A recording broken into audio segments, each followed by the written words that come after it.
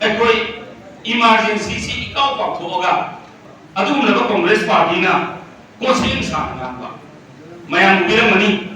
T shirt अमा लिलगा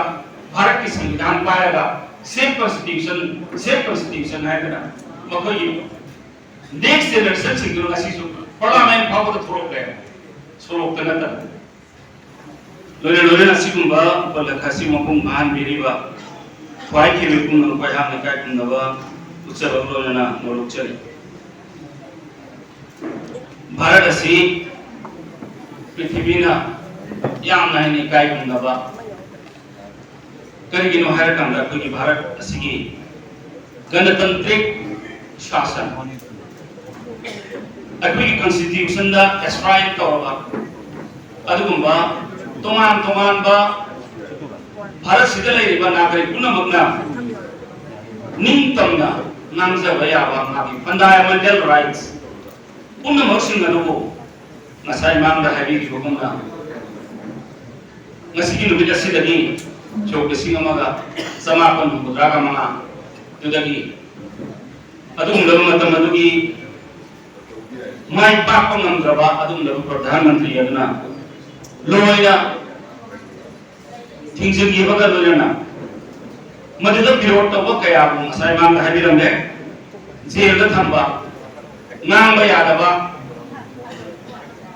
nang bayaba kayama nangan daba puna mosi ngasi ngasai mamang da habiram daba adun article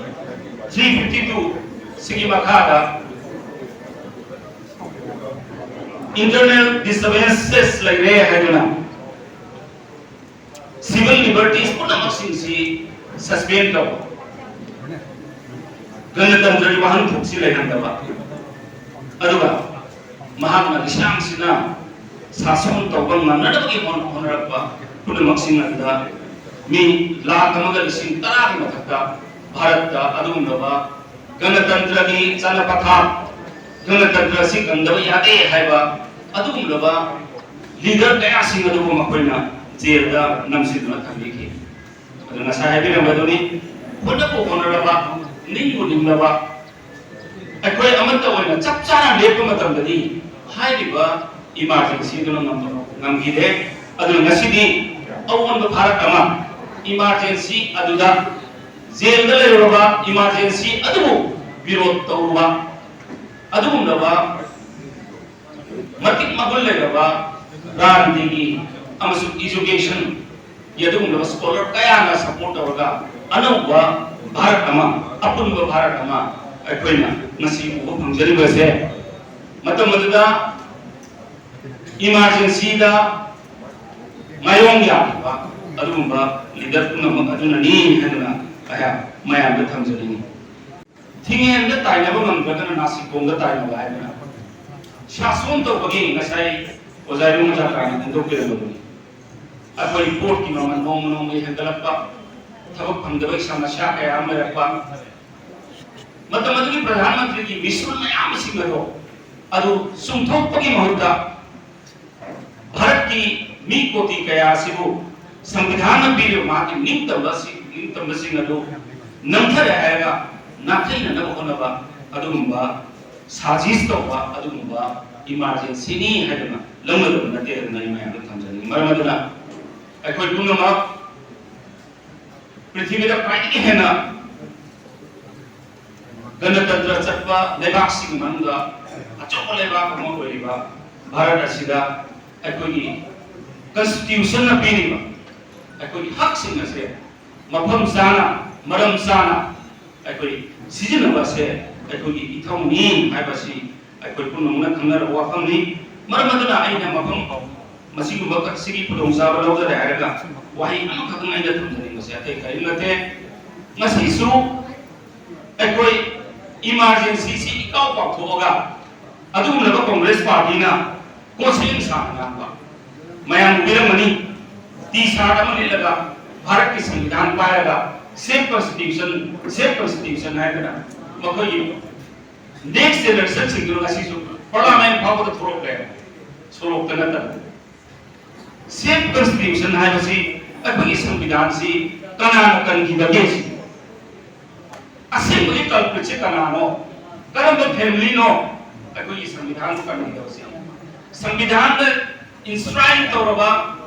अदुगुम्बा article मयाम दु खुंगोय नगिबा इमुंग सि कनानो करम party no असि ने कोई नसि खुंदो करसी अदुगुम्बा पार्टी दुनी श्री राहुल गांधी से कॉन्स्टिट्यूशन है तो कॉन्स्टिट्यूशन मचा पाएगा सचिबा अदुकी फैमिली अदुना नी है बसे ngasi manipur ki praja puna masum bharat ki praja puna ka sangan maya thamo ni maramadani lo sindar pada aina hajaring badi ngasai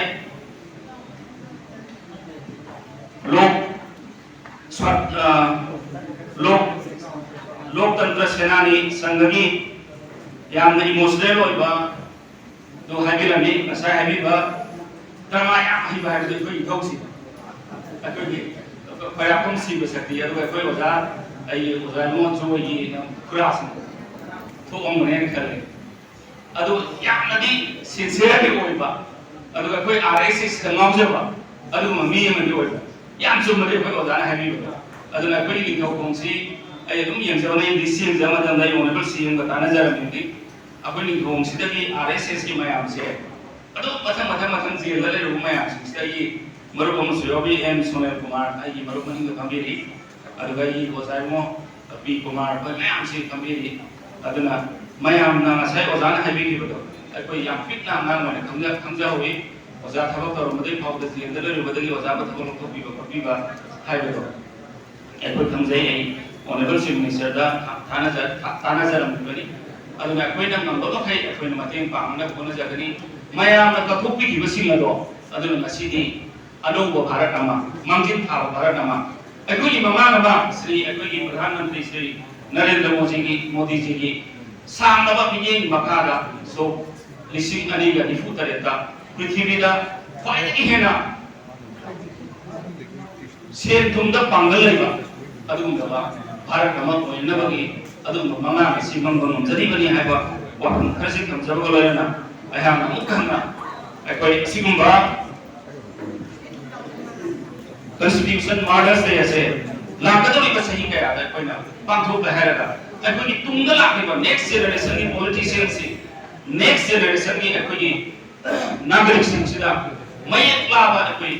पाउडम मकोई तो पीर है का अदुम लोगा भारत को निम्न किसी कर्म पार्टी नो कर्म कांगू नो है किसी हमें बड़ी मतलब योरे है वो अपनी कैसे हम जरूर बोले ना अयाम ना मैं आपको ना को हम करना करूँ जरी जय हिंद